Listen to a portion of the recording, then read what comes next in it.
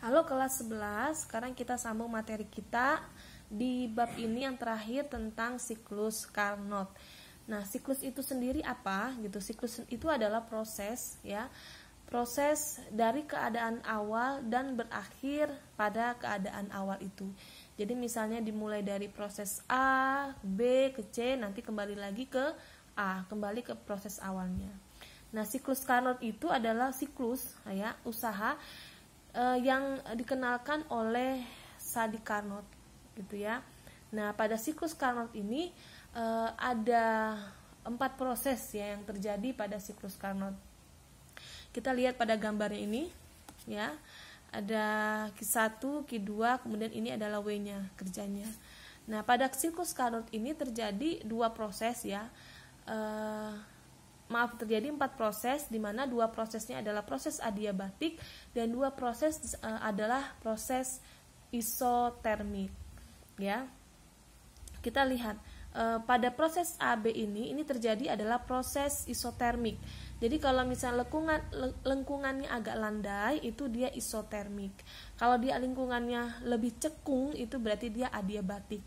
Jadi pada AB ini isotermik, kemudian BC ini adalah adiabatik, CD ini isotermik, dan DA ini adalah adiabatik gitu. Nah, pada AB ini ya proses di mana menyerap kalor. Jadi Q1-nya masuk, kemudian menjadi usaha atau kerja W, kemudian melepaskan kalor, yaitu adalah Q2-nya pada proses DC ini gitu ya. Di mana usahanya itu sama dengan gitu ya, Q1 ini kurangkan dengan Q2-nya gitu. Atau bisa juga kamu turunkan rumusnya menjadi W sama dengan Q1 dalam kurung 1 min T2 per T1. Nanti sini Ibu turunkan rumusnya ya, kenapa dapat seperti ini. Contohnya adalah pada mesin pemanas seperti ini ya. Q1 dia pada mesin ini dia menyerap kalor Q1, kemudian muncul W usaha atau kerja, kemudian dia melepaskan kalor. Nah, pada T1 ini adalah karena kalor yang tinggi, maka T1 ini adalah suhu yang lebih tinggi. Dan T2 ini adalah kalor rendah, berarti T2 ini adalah suhu yang lebih rendah, begitu. Nah, di mana W ini atau usahanya itu adalah Q atau kalor tinggi ini kurangi dengan kalor rendah, atau Q1 min Q2, atau kalor yang diserap dikurangi dengan kalor yang dilepas. Itulah usaha atau kerja pada mesin ini. Nah, sekarang kita lihat ya, karena kembali ke semula ya, karena siklus kan kembali ke semula, jadi pada siklus Carnot ini tidak ada perubahan energi dalam, atau delta U-nya ini sama dengan 0. Ini adalah turunan rumus dari ini, rumus yang ini. Mengapa bisa W sama dengan Q1 dalam kurung 1 min T2 per T1? Ibu diturunkan rumusnya, W sama dengan Q1 min Q2. Di mana karena tadi di sini mesin Carnot ini adalah mesin yang paling ideal ya. Kenapa paling ideal? Karena pada mesin Carnot ini Q-nya itu adalah dapat sebanding dengan T, atau kalau dapat sebanding dengan suhu. Maka Q1 per Q2 sama dengan T1 per T2, atau Q2 ini kali silang, Q2 sama dengan Q1 kali T2 per T1.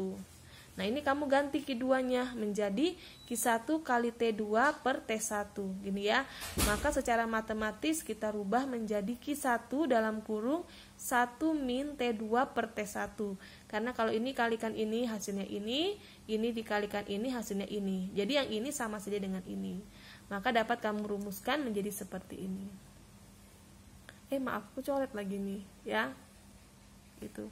Nah, bagaimana Bu, seandainya yang diketahui adalah Q2-nya Bu, bukan Q1-nya. Kamu turunkan rumus lagi. Maka yang kamu rubah jangan si Q2-nya gitu ya, tetapi Q1-nya yang kamu rubah.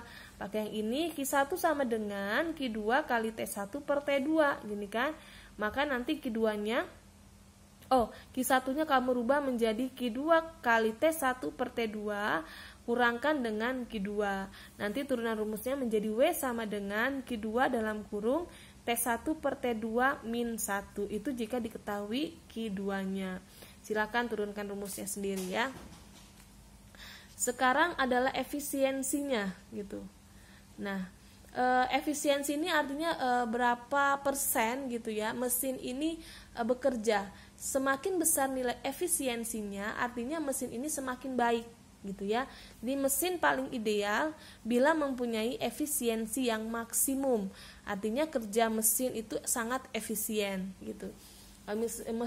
Kerja mesinnya 99% misalnya, berarti mesin itu baik gitu ya, karena mendekati 100%. Tetapi kalau misalnya 75% atau 80%, berarti mesin itu dikatakan tidak cukup baik ya, karena banyak kalor yang dibuang atau dilepaskan, tidak menjadi usahanya, tidak menjadi kerjanya.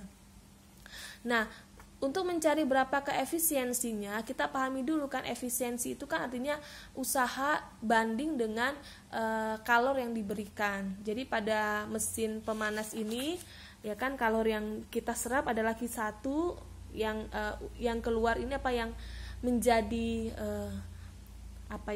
kerja dari mesinnya itu adalah W-nya. Maka efisiensinya adalah W banding Q1 kali 100%. Gitu ya. Ibu turutkan di sini untuk efisiensi mesin pemanas ini W banding Q1 karena kita menyerap kalor Q1 ya. Maka W ini tadi sudah dijelaskan di awal, W sama dengan Q1 min Q2. Maka Q1 min Q2 per Q1 gitu ya. Nah, kalor sendiri itu kan sama dengan PV ya. Q sama dengan PV. Nah, PV ini sama dengan nRT. Kita rubah PV ya kan, kalor ini sama dengan nRT. Jadi nRT 1 karena dia Q1 min nRT 2 per Q1-nya nRT 1. NR-nya sama, kita keluarkan menjadi NR dalam kurung T1 min T2 per nRT 1. NR-nya kamu coret menjadi T1 min T2 per T1 kali 100% ya efisiensinya. Maka ini bisa kita bikin secara matematis ya, T1 per T1 min T2 per T1. T1 per T1 sama dengan 1, maka 1 min T2 per T1 kali 100% ya kan. Inilah efisiensi pada mesin pemanas ya. Maka efisiensinya sama dengan 1 min T2 per T1 kali 100%. Oke, ini keterangannya. Q1 adalah kalor pada suhu tinggi, Q2 adalah kalor pada suhu rendah, W adalah usaha mesin Carnot itu, kerja mesin Carnot, T1 suhu reservoir tinggi, dan T2 adalah suhu reservoir rendah. Ini ya, tinggi ini rendah ya. Oke, tapi dalam praktisnya gitu, dalam prakteknya itu dikenal juga ada dua siklus lainnya, yaitu siklus Otto dan siklus diesel ya. Nah, siklus Otto ini biasa dipakai pada kendaraan mobil ataupun Honda ya, siklus Otto. Dan diesel itu kan sudah banyak ya, siklus diesel. Sekedar informasi, siklus Otto ini dia menggunakan ada proses adiabatik ini ya, yang lengkung ini adalah adiabatik, dan proses isokorik. Isokorik itu adalah volumenya tetap sehingga grafiknya lurus seperti ini. Ibu sudah jelaskan di termodinamika 1 ya tentang grafiknya si isokorik ya. Karena V-nya tetap maka dia garis vertikal gitu, bisa ke atas, bisa ke bawah. Untuk siklus diesel ini menggunakan proses ada 3 ya. Ibu tunjukkan gambar yang ini aja biar lebih baik ya. Ini adalah untuk siklus diesel. Siklus diesel ini ada proses adiabatik ini ya kan, lebih mencekung, bukan isotermik ya. Tapi ada adiabatik, kemudian ini juga adiabatik. Kemudian kalau yang ini kan tekanannya tetap, tekanan tetap berarti isobarik. Kalau yang ini vertikal berarti dia isokorik ya, volumenya tetap. Jadi kalau untuk siklus diesel ini dia menggunakan 3 proses. Ada proses adiabatik, ada proses isobarik dan isokorik. Benar ya, adiabatik, isobarik dan isokorik. Bisa lihat langsung dari gambarnya saja ya. Ini adalah adiabatik, isokorik gitu ya. Dari grafik, dari hukum termodinamika 1 kita bisa menentukan ya, ini proses apa dari gambar grafiknya. Semoga paham ya untuk gambar grafik. Kalau sudah, sekarang kita sambung lagi ke hukum 2 termodinamika. Jadi hukum 2 termodinamika ini berbicara ada 2 perumusan. Satu itu adalah rumus Kelvin Planck yang menyatakan bahwa tidak mungkin membuat mesin yang kerjanya mengubah kalor seluruhnya jadi usaha. Jadi pada hukum termodinamika 2 ini untuk rumus Kelvin-Planck itu menyatakan efisiensinya tidak mungkin sama dengan 100%. Pasti ada kalor yang dikeluarkan atau dilepaskan. Tidak mungkin mesin itu 100% kerjanya gitu ya. Pasti ya 99 atau 98%. Artinya ada kalor yang dilepaskan itu. Nah, kalau pada hukum kedua termodinamika yang B itu yang perumusan Clausius. Kalau perumusan Clausius ini menyatakan bahwa tidak mungkin membuat mesin dalam suatu siklus dengan mengambil kalor dari reservoir rendah kemudian diberikan ke reservoir tinggi tanpa usaha dari luar. Nah, pada perumusan Clausius ini contoh nyatanya itu adalah mesin pendingin atau refrigerator atau kulkas ya. Dia mengatakan bahwa tidak mungkin bisa gitu ya suatu siklus itu mengambil kalor dari reservoir yang rendah ke yang tinggi tanpa adanya bantuan usaha dari luar. Jadi kalau untuk yang ini itu terbalik dengan mesin pemanas gitu. Jadi mesin pendingin ini terbalik dari mesin pemanas atau yang ini ya. Kalau ini kita menyerap kalor dari suhu tinggi gitu ya. Nah, kalau yang tadi di hukum 2 termodinamika dia menyatakan tidak mungkin kita menyerap dari suhu yang rendah gitu ya. Tanpa adanya bantuan usaha dari luar. Jadi kita butuh bantuan usaha dari luar. Kalau ini kita menghasilkan usaha gitu kan. Dari Q1 ini kita melakukan kerja. Tapi pada mesin pendingin kita malah membutuhkan usaha supaya bisa terjadi siklus perpindahan dari Q2 menuju ke Q2-nya itu ya yang kita serap gitu dari reservoir suhu yang rendah. Nah, maka konsepnya terbalik dari mesin pemanas, maka anak pahami sekali bahwa mesin pendingin ini terbalik dari mesin pemanas ya. Jadi modelnya seperti ini. Ini adalah Q1 ya kan. Q2. Jadi kita ngambilnya ini dari reservoir suhu yang rendah gitu kalau untuk mesin pendingin. Jadi dari Q2 gitu kan. Kemudian kita membutuhkan usaha dari luar. Jadi W-nya itu diagram panahnya masuk ke dalam. Kalau mesin pemanas dia panahnya keluar, kalau mesin pendingin dia panahnya ke dalam. Kemudian nanti ada Q1 yang dilepaskan gitu ya. Pada suhu yang malah tinggi yang dilepaskan atau pada diberikan kepada reservoir suhu yang tinggi gitu. Nah, karena ini terbalik dari mesin pemanas tadi sehingga untuk W gitu ya. Ini sama saja dengan tadi ada W sama dengan, jadi usaha ini sama dengan Q1 min Q2. Jadi W ini adalah Q1-nya ini kurangi dengan Q2-nya.